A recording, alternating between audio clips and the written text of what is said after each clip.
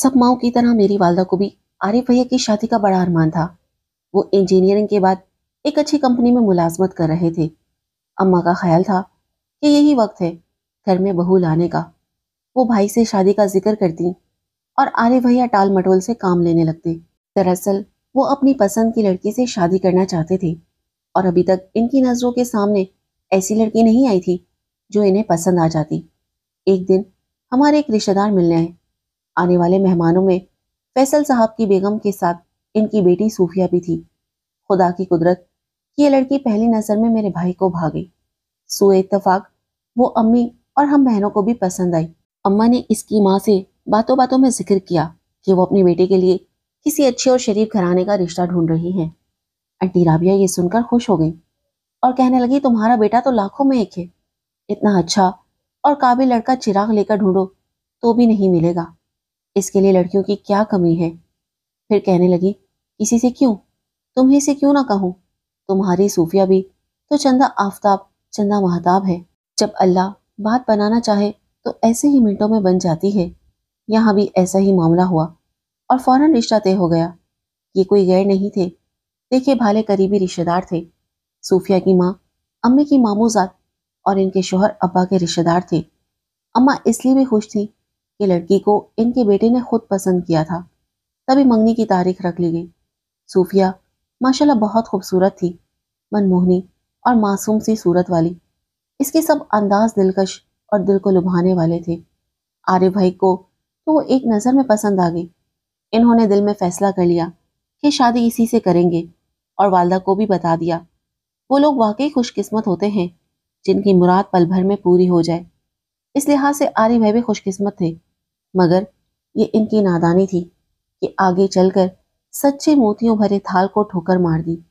मंगनी की रस्म के लिए बात हो रही थी, मगर भाई ने मंगनी में वक्त जाया करने को बेहतर ना जाना और अम्मी से बोले, अम्मा क्या खबर मुझे सऊदी अरब जाना पड़ जाए। कंपनी वालों का ऐसा ही इरादा है, लिहाजा आप वक्त जाया ना करें और जल्दी मेरे सर पर सहरा देखने का अरमान पूरा कर लें। तभी अम्मा ने मंगनी के बजाय शादी की तारीख मांग ली। वो लोग भी शायद मंगनी के अखराजात से बचना चाहते थे। यूं एक माह बाद ही सूफिया मेरी भाभी बनकर हमारे घर आ गई। वो वाकई अच्छी लड़की थी। मेरा भाई इससे शादी करके बहुत खुश था। सूफिया ने इन्हें ऐसी कदर इज्जत और इतना प्यार दिया कि शायद ही किसी खुशकिस्मत को ऐसा प्यार नसीब हुआ हो। शादी के 8 दिन बाद दोनों हनीमून मनाने चले गए। इस तरह घूम फिर कर 15 दिन बाद घर पहुंचे। इसी शाम भाई सूफिया को लेकर इसके मायके वालों से मिलाने गए। तभी इनकी साली ने बताया कि आरिफ भाई, हमारी अम्मी ने शादी दफ्तर खोला है। वो किसी के घर इस सिलसिले में अपनी मिलने वाली को लड़की दिखाने गई हुई हैं। ये सुनकर भाई सोच में पड़ गए कि अल्लाह ताला ने हमारी सास को क्या नहीं दिया, फिर इन्हें ऐसा कारोबार खोलने की क्या जरूरत पड़ गई। अगर ये समाजी खिदमत करनी ही थी तो खामोशी से बिला मुआवजा की जा सकती थी। शादी दफ्तर खोलकर तशहीर की क्या जरूरत थी। इस बात पर भाई को गुस्सा आ गया और वो जज्बाती हो गए। अभी वो इस कैफियत में बैठे हुए थे कि सास साहिबा तशरीफ नहीं। बेटी और दामाद को घर में देखकर खुश हो गई, मगर आरिफ भाई का मूड ऑफ हो चुका था। सास ने पूछा, क्या बात है आरिफ, क्यों इस तरह मुंह लटकाए बैठे हो। इनका ये कहना था कि भाई ने सास और साली को बुरा भला कहना शुरू कर दिया। बोले, आप इज्जतदार होकर दूसरों के दरवाजे पर भटकती हैं। क्या घर में इज्जत से बैठना आपके लिए मुश्किल है। सब कुछ तो है अल्लाह का दिया आपके पास, फिर चंद टकों के लिए दूसरों के हमरा फिरना क्या आपको अच्छा लगता है। इसमें कौन सी शान बढ़ती है कि आपने शादी दफ्तर खोल लिया है। गर्ज जो इनके मुंह में आया कह दिया। हालांकि इन्हें कोई हक नहीं था कि वो इस तरह अपने ससुराल वालों के जाती मामलात में मुदाखलत करें। इन्हें तो अपनी बीवी से गर्ज होनी चाहिए थी। दामाद की तरफ से इन सब एतराजात के इजहार पर आंटी को गुस्सा आ गया और उन्होंने मेरी वालदा साहिबा को बुलाकर खूब सुनाई। कहने लगी, आरिफ को हमारे मामलात में अपनी राय, अपनी पसंद को मुसल्लत करने से कबल सोचना चाहिए था। अव्वल तो इसे दखल अंदाजी ही नहीं करनी चाहिए थी। इस पर अम्मी ने जवाब दिया, आरिफ आपका बेटा है और बेटे को हक होता है कि वो घरेलू मामलात में अपनी राय और पसंद और नापसंद का इजहार करे। वो तो ये कहकर वापस आ गई, मगर घर आकर भाई को बहुत डांटा कि तुम कौन होते हो इन लोगों पर एतराज करने वाले। शादी को 8 दिन भी नहीं हुए और नाचाकियां शुरू हो गई। खबरदार, आइंदा ऐसी हरकत ना करना। عارف نے اماں جان سے معذرت کی اور وعدہ کیا کہ آئندہ ایسا نہ ہوگا۔ بات آئی گئی ہوگی، لیکن دلوں میں شاید گرہ پڑ گئی تھی۔ پھر وہ دن بھی آ گیا جب عارف بھائی کو سعودی عرب میں ایک مشہور کمپنی میں کانٹریکٹ مل گیا۔ وہ منظر مجھے اب بھی یاد ہے جب وہ اپنی پیاری بیوی سے جدا ہو رہے تھے۔ دل نہ چاہتے ہوئے بھی جانا پڑا تھا، اور صوفیہ ان کی جدائی کے خیال سے ہچکیاں لے رہی تھی۔ نئی نئی شادی تھی اور زندگی کے ان خوبصورت دنوں کو مجبوری کی بھینٹ چڑھنا پڑ گیا تھا۔ عارف بھائی کے فون آتے، وہ صوفیہ سے کہتے کہ یہاں نہ دن کو چین ہے نہ رات کو قرار، ہر وقت تمہارا خیال رہتا ہے، تمہاری محبت مجھ پر چھائی رہتی ہے۔ دل کرتا ہے کہ ابھی اڑ کر تمہارے پاس پہنچ جاؤں۔ فیملی ویزے کا بندوبست بھی مشکل ہے، ورنہ تم کو اپنے پاس بلا لیتا۔ ان کو گئے بمشکل 3 ماہ ہوئے تھے کہ ایک دن صوفیہ نے اپنے میکے سے بھائی کو فون کیا۔ وہ اس وقت آفس میں نہیں تھے بلکہ فیلڈ پر گئے ہوئے تھے۔ ان کا باس آفس میں بیٹھا تھا۔ اس نے فون ریسیو کیا۔ جب بھائی دفتر لوٹے تو ان کو بتایا کہ پاکستان سے تمہاری بیوی کا فون آیا تھا۔ یہ سن کر عارف بھائی کو افسوس ہوا کہ میں آفس سے باہر کیوں گیا، اور انہوں نے باس سے جھوٹ بولا کہ بیوی کا دوبارہ فون آیا ہے، کچھ ایمرجنسی ہے، میں 1 ہفتے کے لیے گھر جانا چاہتا ہوں۔ وہ عربی آفیسر دل کا اچھا تھا، اسے ٹکٹ اور چھٹی کا معاملہ حل کر دیا۔ اس طرح دوسرے ہی روز عارف بھائی گھر پہنچ گئے۔ ہم سب ان کی اچانک آمد سے حیران تھے۔ ہمیں لگا کہ شاید وہ ملازمت چھوڑ کر آ گئے ہیں، مگر انہوں نے بتایا کہ ایسی کوئی بات نہیں ہے، بس 1 ہفتے کی چھٹی لے کر آیا ہوں، آپ لوگ پریشان نہ ہو۔ اچانک بھائی کے آ جانے سے صوفیہ بھابھی بہت خوش ہوئی۔ ان کو بھائی کی صورت دیکھ کر قرار آ گیا۔ 1 ہفتہ پل بھر میں گزر گیا۔ بھائی کا دل نہیں چاہتا تھا کہ بیوی سے جدا ہو کر دوبارہ پردیس جائیں، مگر جانا ضروری تھا، نوکری کا معاملہ تھا۔ جاتے وقت انہوں نے سسر صاحب سے کہہ دیا کہ میں 2 سال بعد یہ نوکری چھوڑ دوں گا۔ معاہدہ 2 سال کا ہے، اسے تو پورا کرنا ہی ہے۔ بولے کہ پاکستان میں ہی کام کر لوں گا، بے شک تنخواہ کم ملے گی، لیکن بیوی ساتھ ہوگی اور ہم اپنی مرضی سے زندگی بسر کریں گے۔ انہوں نے اس بات کا ذکر اپنے ساتھ کام کرنے والے ایک شخص سے بھی کیا۔ اتفاق سے وہ ان کے سسر کا جاننے والا نکلا۔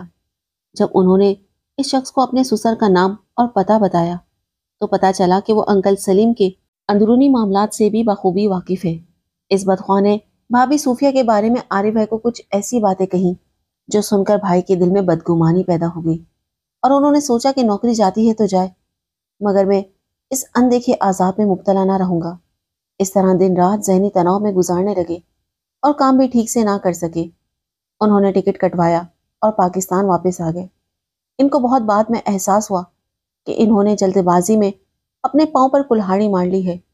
بجائے اس شخص کی فضول باتوں پر یقین کرنے کے اسے سختی سے دھتکار دینا چاہیے تھا، مگر اس وقت وہ کانوں کے کچے ثابت ہوئے۔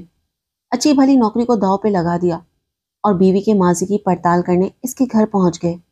یہ بھی نہ سوچا کہ بیوی کی زندگی کے گزرے دنوں کو برا بھلا کہنے سے کیا ہوگا، اب شادی ہو چکی ہے۔ صوفیہ بھابھی ہمارے ساتھ بہت پیار اور محبت سے رہ رہی تھی۔ بھائی کے پردیس جانے کے باوجود کتنے صبر اور شرافت سے ان کے بغیر سسرال میں رہتی تھی۔ کبھی مائکے جا کر رہنے کا نہیں کہا، وہ چاہتی تو اپنے ماں باپ کے پاس جا کر رہ سکتی تھی، جبکہ وہ لوگ ہم سے زیادہ امیر تھے، مگر انہوں نے ایسا نہ کیا۔ میرے والدین کی خدمت کے لیے ہمارے ساتھ رہنا پسند کیا۔ وہ شوہر کا مان رکھے ہوئے تھی، ان کی اجازت کے بغیر کہیں آتی جاتی نہیں تھی۔ کسی بیاہدہ عورت کی اس سے زیادہ اچھائی اور کیا ہوگی؟ عارف بھائی نے آتے ہی بیوی کی محبت اور اس کی اچھائیوں کو نظر انداز کرتے ہوئے ماضی کے بارے میں سوالات شروع کر دیے، اور ان کو اتنا پریشان کیا کہ وہ دھاڑی مار کر رونے لگی اور زج ہو کر کہہ دیا کہ ہاں، ماضی میں کسی اور سے شادی کرنا چاہتی تھی۔ اس بات کو اعتراف اور اقرار سمجھتے ہوئے بھائی نے کہا، اچھا تو یہ بات ہے، اب تم مجھ سے معافی مانگو اور سچے دل سے کہو کہ اب ماضی کی کسی یاد کو ذہن میں نہیں لاؤ گی۔ جب تک تم اپنے ماضی کے بارے میں اصل بات نہیں بتاؤ گی، میں تم کو معاف نہیں کروں گا۔ اور وہ کہہ رہی تھی، کیا بتاؤں، کیا سننا چاہتے ہو؟ ماضی تھا، ختم ہوا۔ ماضی تو بھلانے کے لیے ہوتا ہے، میں نے بھی بھلا دیا۔ آپ مل گئے ہیں تو مجھے سب کچھ مل گیا ہے۔ میرا ماضی بے داغ ہے۔ میں ان لڑکیوں میں سے ہوں جو شادی سے قبل کسی غیر کی طرف نہیں دیکھتی۔ آپ یقین کریں یا نہ کریں، بھائی نے مگر یقین نہ کیا۔ یہ ان کی کم عقلی تھی۔ انہوں نے اپنی بیوی کو خوب ہی رلایا، مارا بھی، تب امی نے بیٹے کو لتاڑا تو انہوں نے بیوی کو معاف کیا، لیکن اس کے بعد بات بات پر تانے دینا ان کا معمول بن گیا۔ وہ اسے تانے دیتے اور وہ رو رو کر برا حال کر لیتی۔ جب وہ روتی تو یہ اسے منانے لگتے۔ اس طرح یہ چکر چلتا رہا، مگر بھائی نے ایک دن بھی بیوی کو دل سے معاف نہیں کیا تھا، حالانکہ ان کی محبت بھی ان کے دل میں تھی۔ نہ جانے پھر ان کو کیا ہو جاتا تھا کہ وہ اتنے اذیت پسند ہو گئے تھے۔ انہوں نے اسی پر بس نہیں کیا، بلکہ ایک جانب نوکری چھوڑ کر گھر بیٹھ گئے اور دوسری جانب وقتاً فوقتاً دل دکھانے والی باتیں کر کے صوفیہ کو تنگ کرتے رہتے۔ وہ بھی کہتے، تم مجھے دوسری شادی کے لیے اجازت نامہ لکھ کر دو، تب میں تم کو معاف کروں گا۔ جب تک تم میرے لیے قربانی نہیں دو گی میں تم کو معاف نہیں کر سکوں گا۔ آخر میں بھی تو تمہاری خاطر قربانی دے رہا ہوں، یہ جانتے ہوئے کہ تمہیں ماضی میں اپنا کوئی کزن پسند تھا، تمہارے ساتھ نبھا رہا ہوں۔ مجھے لگتا تھا کہ بھائی صاحب یہ باتیں صوفیہ کو دبا کر رکھنے اور اس پر روب جمانے کے لیے کیا کرتے تھے۔ حقیقت سے ان باتوں کا کوئی تعلق نہیں تھا، اور نہ ہی وہ دوسری شادی کرنا چاہتے تھے، کیونکہ انہیں اپنی بیوی سے پیار تھا۔ اگر انہیں اندازہ ہو جاتا کہ یہ کوئی مذاق نہیں، ایک گھناؤنی حرکت ہے اور اس کا انجام برا ہوگا، تو وہ ہرگز اس طرح کا طرز عمل نہ اپناتے۔ وہ اپنی طرف سے اسمارٹ بن رہے تھے، مگر صوفیہ کے دل میں نفرت جڑ پکڑتی جا رہی تھی۔ اب وہ کہنے لگی تھی کہ عارف ذہنی بیمار ہے اور کبھی ٹھیک نہیں ہو سکتے۔ انسان کتنا بھی کسی سے محبت کرتا ہو، کتنا بھی صابر ہو، مگر صبر کا پیمانہ کسی دن لبریز ہو ہی جاتا ہے۔ ایک روز اس نے یہ ساری باتیں جا کر اپنے والدین کو بتا دی۔ انہوں نے بیٹی کو گھر بٹھا لیا۔ ان دنوں صوفیہ امید سے تھی تو ماں باپ نے عارف سے بیٹی کی طلاق کا مطالبہ کر دیا۔ طلاق کا سن کر بھائی سکتے میں رہ گئے۔ وہ طلاق کا سوچ بھی نہیں سکتے تھے، بلکہ حقیقت تو یہ تھی کہ کسی قیمت پر صوفیہ کو خود سے جدا نہیں کر سکتے تھے، خاص طور پر جب وہ ان کے بچے کی ماں بننے والی تھی۔ یہ جو جھگڑے فساد انہوں نے کیے تھے، سراسر ان کی بے وقوفی تھی۔ انہوں نے سوچا نہ تھا کہ حالات ایسے سنگین موڑ پر پہنچ جائیں گے۔ وہ بیوی پر رعب جمانے کے چکر میں خود اپنے بنائے جال میں پھنس گئے۔ اب یہ ضد ہو گئی کہ میری بیٹی کو طلاق دو۔ تب بھائی کو ہوش آیا، جا کر ان کی منت سماجت کی، پاؤں پکڑے اور اپنی صفائی پیش کی کہ کسی بدخواہ نے ان کے دل میں بدگمانی بھر دی تھی اور وہ بہک گئے تھے۔ اب ہرگز وہ باتیں نہ دہرائیں گے جن سے صوفیہ کو تکلیف پہنچی ہے۔ انہوں نے قسمیں کھائیں، مگر انٹی نے مان کر نہ دیا۔ بولی، اس سے پہلے کہ تم ہماری بیٹی پر کچھ اور طرح کے الزامات لگا کر اسے چھوڑ دو، ہمیں آج ہی طلاق لکھ دو۔ خاصا ہنگامہ ہوا۔ امی ابو نے بہت کوشش کی کہ بات سمجھ جائے اور صلح ہو جائے، مگر بے سود۔ انہوں نے ایک خلا نامہ لکھوایا ہوا تھا جس پر صوفیہ نے دستخط کر دیے تھے، اور عارف بھائی کو ان پر دستخط کرنے پر مجبور کر رہی تھی۔ جب دیکھا کہ معاملہ بہت گرم ہے تو بھائی نے ساس کا غصہ ٹھنڈا کرنے کے لیے دستخط کر دیے۔ ان کا خیال تھا کہ جب ان کا غصہ ٹھنڈا ہو جائے گا تو منتیں کر کے منا لیں گے، کیونکہ وہ سمجھتے تھے کہ محض دستخط کرنے سے طلاق نہیں ہوگی جب تک شوہر اپنے منہ سے طلاق کے الفاظ 3 بار نہ کہے یا شرعی طریقے سے نہ دے۔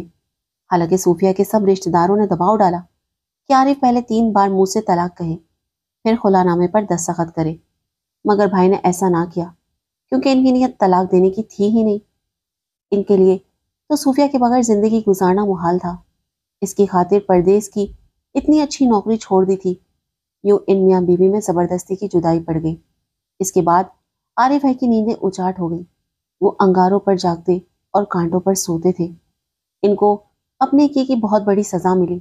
وہ ایسے بد نصیب باپ بنے جس نے اپنی بچی کو کبھی نہ دیکھا، ایسے کم نصیب شوہر تھے کہ اتنی اچھی اور پیاری بیوی محض بدگمانی کی وجہ سے گنوا دی۔